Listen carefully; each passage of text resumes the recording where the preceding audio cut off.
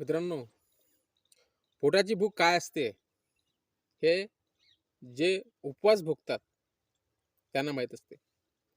माझा एक मित्र होता. त्याचं गावामध्ये राहून त्याला काम नसल्यामुळे त्याचं पोट भरत नव्हतं. म्हणून तो कामाच्या शोधात मुंबईला गेला. त्याला कंपनीत नोकरी मिळाली. कंपनीत नोकरी करतो म्हणून एक छान मुलगी त्याला मिळाली. त्याचं लग्न झालं.